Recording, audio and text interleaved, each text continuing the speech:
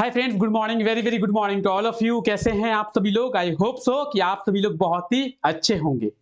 तो नमस्कार, जोहार, आदाब, सत श्री अकाल। आप लोगों का बहुत बहुत स्वागत है झारखंड एजुकेशन हब में।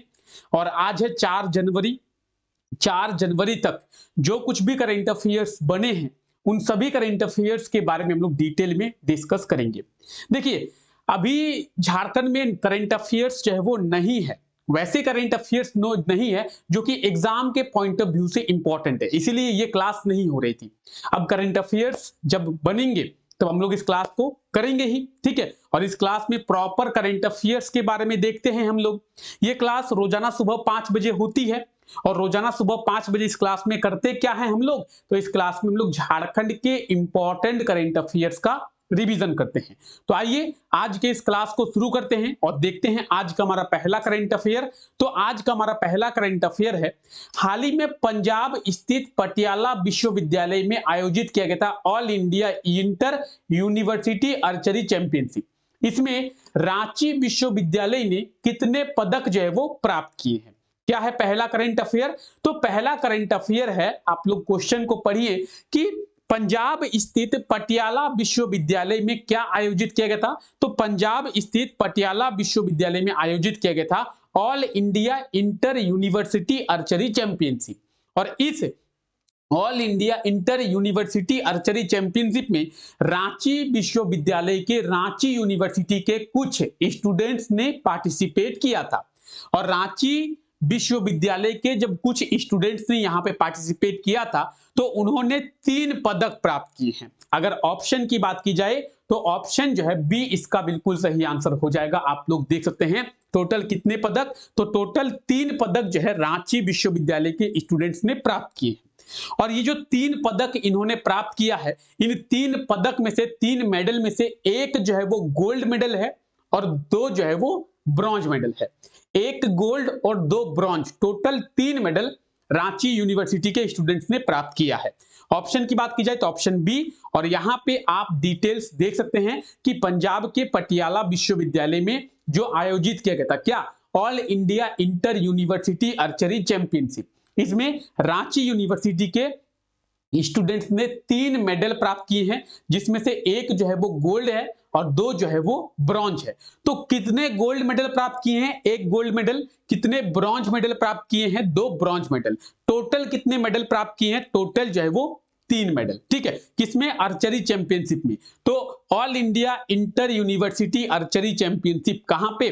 पटियाला यूनिवर्सिटी में, पटियाला विश्वविद्यालय में। और रांची विश्वविद्यालय के स्टूडेंट्स ने 3 मेडल, 1 गोल्ड 2 ब्रॉन्ज, ठीक है। आज के इस क्लास का पीडीएफ आपको हमारे टेलीग्राम चैनल पे मिल जाएगा। आप सभी को पता है कि सभी क्लासेस के पीडीएफ टेलीग्राम चैनल पे ही मिलते हैं। तो आप में से जो भी ऐसे लोग हैं जो अभी तक हमारे टेलीग्राम चैनल के साथ नहीं जुड़े हैं, टेलीग्राम चैनल को ज्वाइन कर लें। डिस्क्रिप्शन में लिंक दिया हुआ है, वहां से आप आसानी से टेलीग्राम चैनल को ज्वाइन कर पाएंगे। क्लियर है? चलिए आगे बढ़ते हैं। अहमदाबाद में रोबो फेस्टिवल गुजरात 3.0 में किस राज्य की टीम विजेता बनी है? देखिए, अहमदाबाद में रोबो फेस्टिवल गुजरात 3.0 का आयोजन किया गया था। अब अहमदाबाद कहां पे है? तो गुजरात में है अहमदाबाद।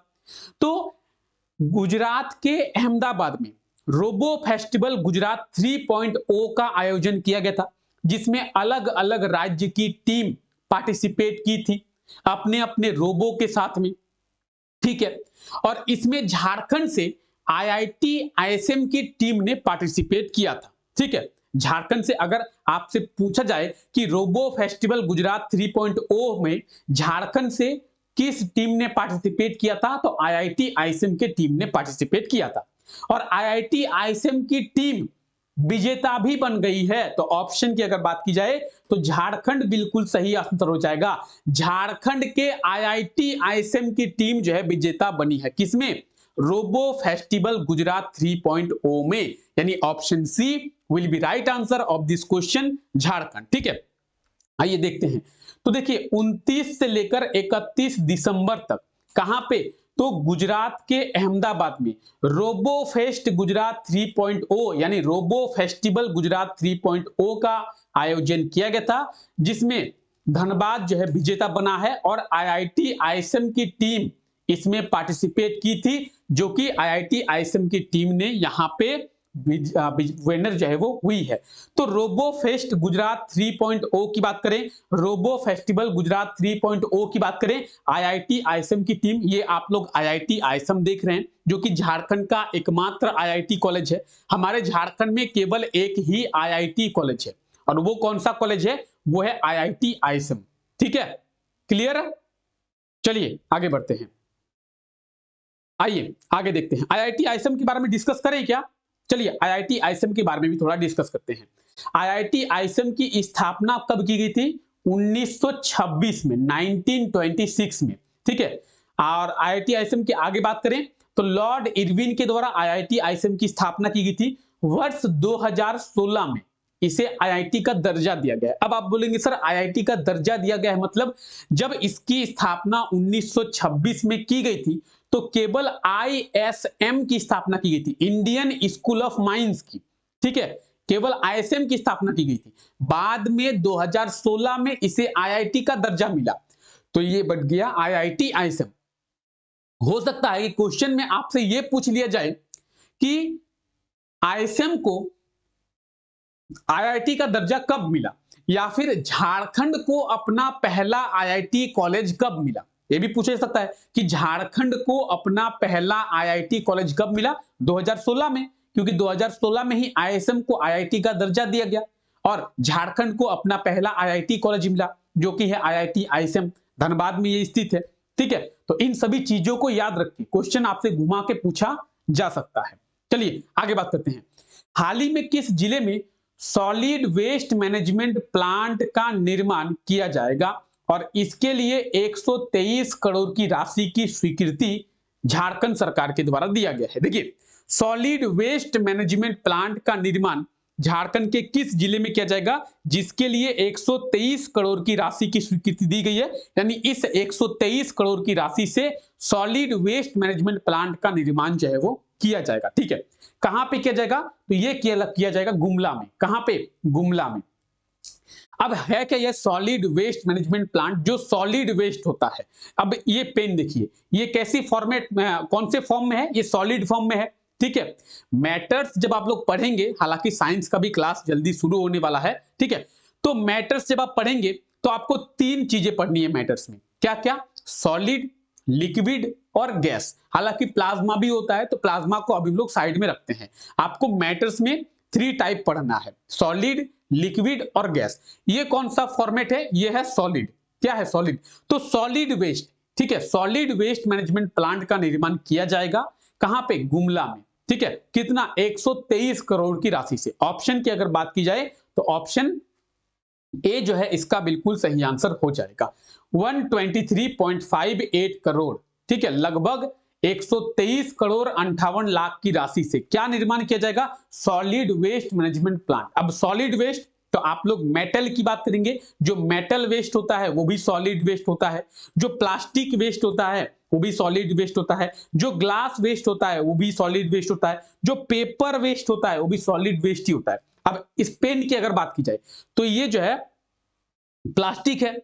ये कौन सा है? प्लास्टिक है। और ये अगर इसको मैंने फेंक दिया, ये टूट गया, तो ये क्या होगा? सॉलिड वेस्ट, प्लास्टिक वेस्ट होगा ना, ये प्लास्टिक वेस्ट होगा। ठीक है, तो उसी तरीके से सॉलिड वेस्ट का मैनेजमेंट किया जाएगा कहां पे? तो गुमला में। इसके लिए सॉलिड वेस्ट मैनेजमेंट प्लांट का निर्माण 123 करोड़ की राशि से किया जाएगा गुमला में। तो कहां पे किया जाएगा? गुमला में। टोटल इसके लिए कितना अमाउंट को खर्चा किया जाएगा? 123 करोड़। इस चीज को भी ध्यान में रखना है। क्लियर? आइए आगे बढ़ते हैं। हाल ही में किस राज्य सरकार के द्वारा सामूहिक सूर्य नमस्कार का विश्व रिकॉर्ड बनाया गया है? कौन से राज्य सरकार के द्वारा सामूहिक सूर्य नमस्कार का वर्ल्ड रिकॉर्ड बनाया गया है? अब देखिए, सामूहिक सूर्य नमस्कार का आयोजन किया गया था गुजरात में। कहां पे? गुजरात में। ऑप्शन डी बिल्कुल सही आंसर हो जाएगा। और गुजरात सरकार के द्वारा ये जो सामूहिक सूर्य नमस्कार का आयोजन किया गया था, इसका वर्ल्ड रिकॉर्ड बन गया है। ठीक है, ऑप्शन डी आप लोग देख सकते हैं, क्वेश्चन भी आप लोग देख सकते हैं। गुजरात जो है इसका बिल्कुल सही आंसर हो जाएगा, ऑप्शन डी। ठीक है, अब आइए इसके बारे में थोड़ा डिटेल में बात करते हैं। गुजरात सरकार के द्वारा सामूहिक सूर्य नमस्कार का आयोजन किया गया था।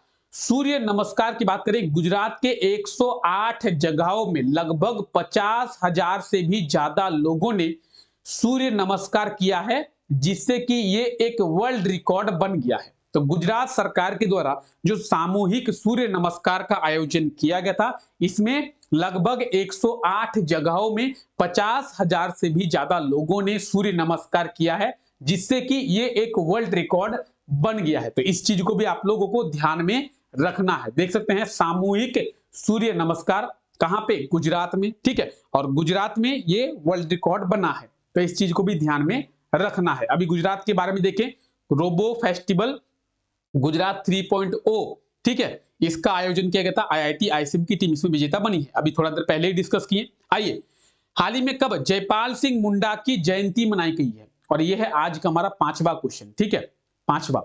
हाल ही में कब जयपाल सिंह मुंडा की जयंती मनाई गई है? जयपाल सिंह मुंडा आप सभी को पता होगा। जयपाल सिंह मुंडा की अगर बात करेंगे तो 3 जनवरी को इनकी जयंती जो है वो मनाई जाती है। इस चीज को आपको ध्यान में रखना है, ऑप्शन डी। देखिए 3 जनवरी 1903 में झारखंड के खूंटी जिले में जयपाल सिंह मुंडा का जन्म हुआ था। अब 1903 में इनका जन्म हुआ था, ये चल रहा है 2024, यानी लगभग 121वीं जयंती इनकी मनाई गई है इस वर्ष। तो 3 जनवरी को जयपाल सिंह मुंडा की जयंती मनाई गई है। ऑप्शन की अगर बात की जाए, option D will be right answer, ठीक है, ऑप्शन डी जो है इसका बिल्कुल सही आंसर हो जाएगा। और आप यहां पे डिटेल में भी देख सकते हैं जयपाल सिंह मुंडा, जिनके बारे में आप लोग सभी जानते होंगे। 1928 में जब ये भारतीय हॉकी टीम की कप्तानी कर रहे थे, तो इनके नेतृत्व में भारतीय हॉकी टीम ने पहली बार ओलंपिक में गोल्ड मेडल प्राप्त किया था। तो अगर आपसे एग्जाम में पूछ लिया जाए कि किनके नेतृत्व में भारतीय हॉकी टीम ने पहली बार ओलंपिक में गोल्ड मेडल प्राप्त किया था, तो जयपाल सिंह मुंडा के नेतृत्व में ही। कब? तो 1928 में भारतीय हॉकी टीम गोल्ड मेडल जो है वो प्राप्त की थी ओलंपिक में, ठीक है। ये एक बहुत ही अच्छे हॉकी खिलाड़ी रह चुके हैं, ये एक बहुत ही अच्छे लेखक रह चुके हैं, ये एक बहुत ही अच्छे पॉलिटिशियन रहे हैं। झारखंड के निर्माण में भी इनका बहुत अहम योगदान देखने को मिलता है। तो इनके बारे में जब आप पढ़ेंगे तो आप देखेंगे एक इंसान के अंदर बहुत सारी खूबी है। बहुत अच्छे लेखक थे, बहुत अच्छे एक हॉकी खिलाड़ी थे, एक बहुत सरल आदमी थे, एक बहुत अच्छे पॉलिटिशियन थे। झारखंड के निर्माण के आंदोलन में इनका बहुत अहम योगदान देखने को मिलता है, ठीक है। तो जयपाल सिंह मुंडा के बारे में आप लोग जरूर याद रखेंगे। क्लियर है? क्लियर है यहां तक? एक बार सभी लोग क्लास को लाइक कर दें। क्लियर है यहां तक? चलिए देखिए, अगर 1-2 दिन क्लास नहीं हो रही है तो कोई दिक्कत की बात नहीं है। क्लास इसलिए नहीं हो रही है क्योंकि झारखंड में अभी करंट अफेयर्स नहीं बन रहे। हालांकि आप भी जानते हैं न्यू ईयर अभी पार हुआ है, और न्यू ईयर अभी हम लोग नए साल में एंटर किए हैं, तो करंट अफेयर्स अभी रिसेंटली नहीं बन रहे थे। करंट अफेयर्स नहीं बन रहे थे तो इंपॉर्टेंट करंट अफेयर्स थे ही नहीं जो कि एग्जाम में पूछा जाए, इसलिए क्लास नहीं हो रही थी। करंट अफेयर्स जैसे आए आप लोगों की क्लास शुरू हो गई, ठीक है। तो टेंशन नहीं लेना है, यहां से बाहर आपसे क्वेश्चन नहीं पूछा जाएगा, इस चीज का आप लोग ध्यान रखें।